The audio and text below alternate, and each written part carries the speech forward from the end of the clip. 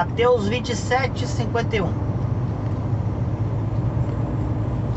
Evangelho de Mateus, capítulo 27, versículo 51. O que diz? Lá diz assim: E eis que o véu do templo se rasgou, dividiu-se em dois, de alto a baixo, e tremeu a terra, e fenderam-se as pedras, né? É o que está escrito lá. Dependendo da tradução, dá uma diferencinha aí, mas é o que está escrito lá. E então, o véu do templo se dividiu em dois. Ele se rasgou de alto a baixo. E tremeu a terra. E fenderam-se as pedras. O contexto dessa passagem, né, está na crucificação de Jesus Cristo e na sua morte. É o momento em que Jesus entrega o seu espírito nas mãos de Deus. Quando ele diz: Pai, em tuas mãos entrego o meu espírito. Então, neste momento, acontece isso. E nós queremos falar hoje a respeito do véu que se divide. Vai ser um vídeo mais curto. Não por falta de inspiração, mas quero fazer um vídeo mais curto. Porque a Bíblia diz que quando o véu se divide, este véu é o que separa o lugar santo do santíssimo, ou o lugar santo do santo dos santos. Havia uma divisão ali. Neste local santíssimo ou santo dos santos é onde ficava a Arca da Aliança, né? A arca que o povo hebreu carregava. Ali estava o cajado de Moisés, a tábua da aliança, as duas tábuas da aliança, né? Para quem não sabe, as duas tábuas da aliança é onde foi escrito os 10 mandamentos, ou os mandamentos que Deus escreveu na pedra. E também um pote contendo o maná. Maná, alimento do povo hebreu na caminhada do deserto. Deus mandou que colhesse o maná, colocasse em uma vasilha e o colocasse dentro da arca, para que futuramente quem visse o maná entendesse o que Deus fez. Então, o que acontecia antes do véu se dividir, antes do véu se rasgar, mediante a morte de Cristo na cruz, o sacrifício perfeito, é que o único que podia entrar nesse local santíssimo era o sumo sacerdote. Ele entrava em uma ocasião específica em que ele levava ali o sacrifício perfeito, né? Ele poderia, nessa ocasião, simbolicamente ou, né, ou de forma não simbolicamente, como é que diz? Eu esqueci a palavra. fosse algo palpável. Ele tinha ali um encontro com Deus. O Espírito de Deus descia sobre a Arca da Aliança. Isso. Então, o sumo sacerdote tinha um encontro com Deus. E ele representava todo o povo, né? Ele era incumbido de representar o povo. Então, o povo não tinha esse contato com Deus. Não dessa forma. Era necessário o sacerdote fazer isso.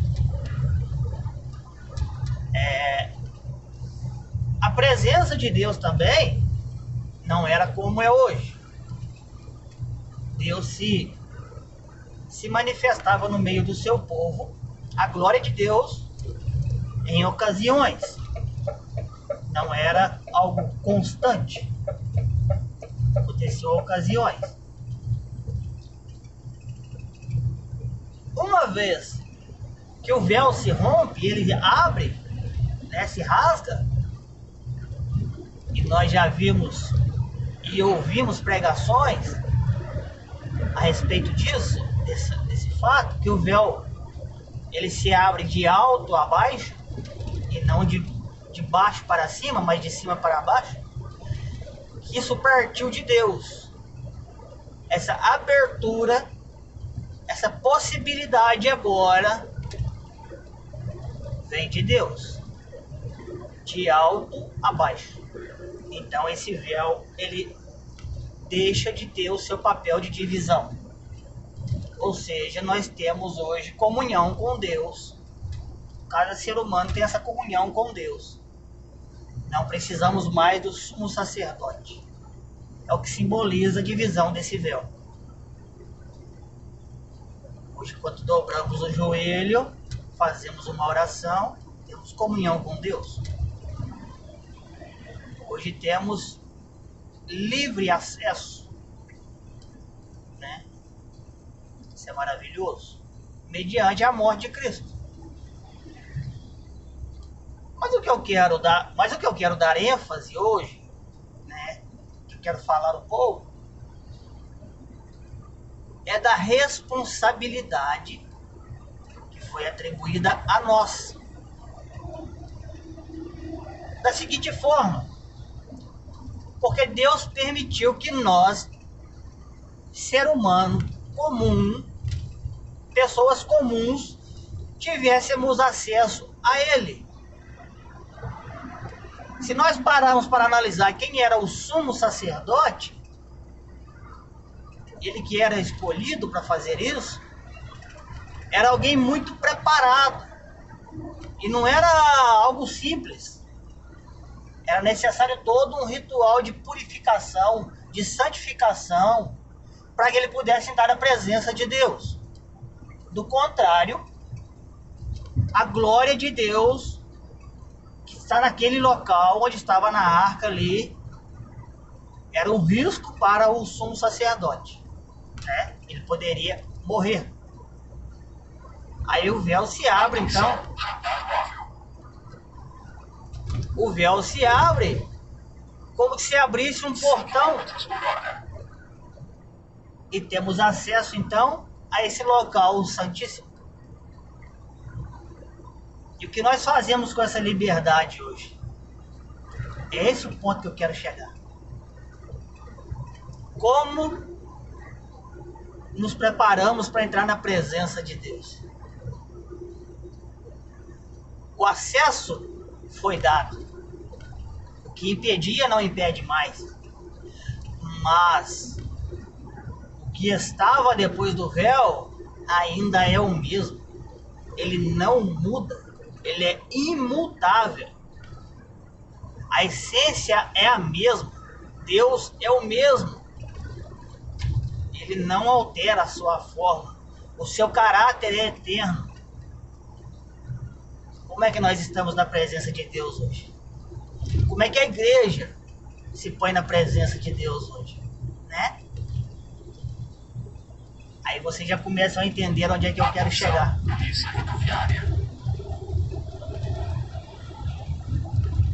que a gente ouve muito hoje é o vinde como estais. Porque está na Bíblia, vinde como estais. Sim, você pode chegar na presença de Deus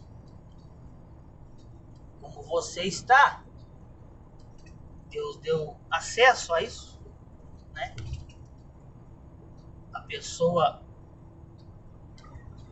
que mais necessita de Deus é aquela que mais está desviada, a que está mais em pecado, né? Isso é lógico. Essa pessoa tem acesso a Deus hoje. Agora, entre o vinde como estais e permanecer como estais, ou permanecer como você entrou, aí já é diferente. Porque uma vez que a pessoa tem um contato com Deus, é necessário a mudança. Lógico. É impossível ter um encontro com Deus e permanecer da mesma forma. Mesmo que a pessoa quisesse. Esse ponto que eu quero chegar. Porque o que nós temos visto hoje, infelizmente, em uma grande maioria, pessoas que usam esse acesso que foi dado por Cristo na cruz do madeiro, no Calvário, 100 km por hora. Vou ter que desligar o som desse GPS. Pronto. O que estamos fazendo hoje, o que pessoas fazem hoje, é zombando. Basta ir em um culto, né? Basta ir em um culto e ver como as pessoas têm se aproximado de Deus. Ah, Valdir, mas você não pode falar isso?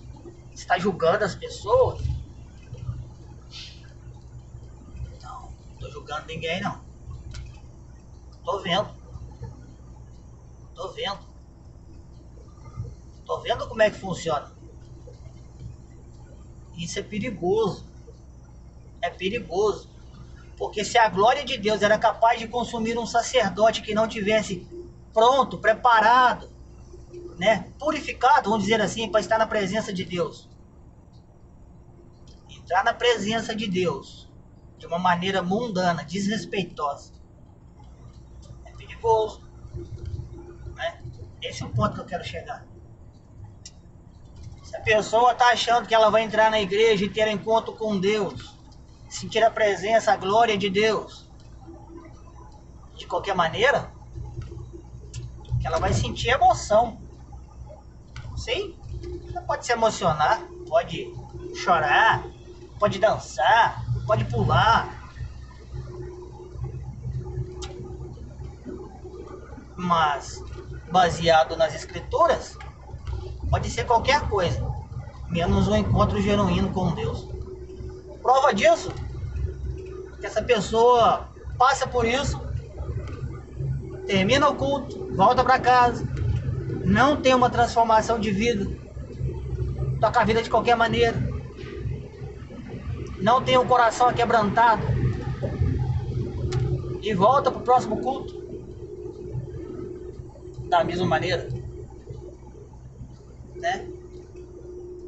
Isso aí não é transformação, não é conversão, não. Pode levar uma vida assim, pode levar uma vida dessa na igreja, pode dar resultado, né, uma falsa segurança, uma falsa confiança.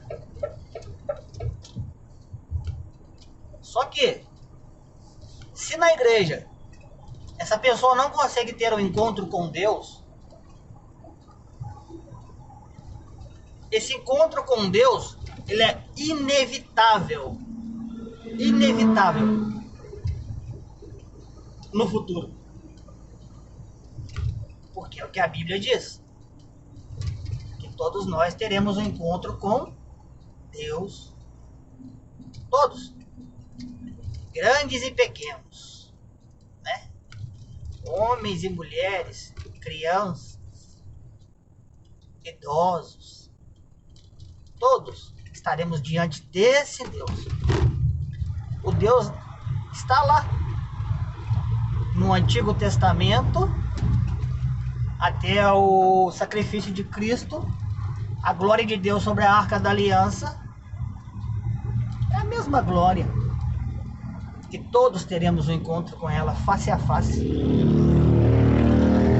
Então não é melhor agora que nós podemos buscar a santificação, sem a qual ninguém verá a Deus. Enquanto nós vivemos a época da graça, né? A porta da graça. Por quê? Está escrito lá em Filipenses, capítulo 2, versículos de 5 a 11. Relata um encontro com Jesus Cristo, ali onde todo joelho se dobrará e toda língua confessará que só o Senhor é Deus. Todo, quando diz todo joelho, toda língua, é todo, salvos e condenados, todos. E aí, não é melhor dobrar o joelho agora, se humilhar diante de Deus, pedir pela misericórdia, pedir a transformação, a conversão, buscar a conversão, né? Enquanto nós vivemos ainda a graça, enquanto temos a oportunidade, e não usar essa oportunidade de maneira desrespeitosa. Quantos ainda temem e tremem diante a presença de Deus? Quantos que, ao sentirem a presença de Deus, a glória de Deus, elas se derramam em lágrimas, o seu espírito se quebranta de uma maneira que ela não controla e chora na presença de Deus? Manifestações espirituais, sim, pode chorar, pode rir, pode cantar, só não pode zombar, brincar com Deus. Amém? Essa é uma palavra muito simples, né? Uma conversa muito simples. Não é uma pregação, é um conselho, né? De uma pessoa que carece mais do que todos da misericórdia de Deus também, porque eu não sou melhor do que ninguém. Mas é o conselho de um que se preocupa com as almas, inclusive com a minha, né? Vamos nos preparar para nos encontrar com Deus, seja aqui nos nossos cultos, ou seja na glória, seja nos céus. Que, como nós nos preparamos para ir à igreja, nós possamos nos preparar desde amanhã, né? Vamos dizer assim, no dia. Como o salmista disse, alegrei-me quando me disseram, vamos à casa do Senhor. A gente se comece a preparar já, logo ao convite, né? Ao planejamento, em jejum, oração, na hora de nos preparar, desde a hora de escolher nossas roupas, nossos trajes, nós já podemos ter ali uma preparação na hora do nosso banho, preparando o nosso espírito, as nossas palavras para chegar diante de Deus. Para quando entrarmos no culto, na igreja, né, possamos dobrar nosso joelho, pedindo perdão pelos nossos pecados, pelas nossas falhas. Fazemos um instante de oração, né? Porque nós já estamos na casa do Senhor. Nós já estamos na presença de Deus. Porque Deus não chega no culto depois que o pastor saúda a igreja Deus está em todo lugar, mas é a nossa preparação, a nossa santificação, é a nossa maneira de nos chegar à presença de Deus, que vai fazer com que Ele manifeste a sua glória, ou não. Então, para que nós não vivamos cultos emocionais, né, que sejam apenas emoção, mas que sejam verdadeiras experiências com Deus, que nós possamos ter uma preparação física e espiritual para cultuar a Deus. Amém? Que Deus te abençoe. A paz do nosso Senhor Jesus Cristo.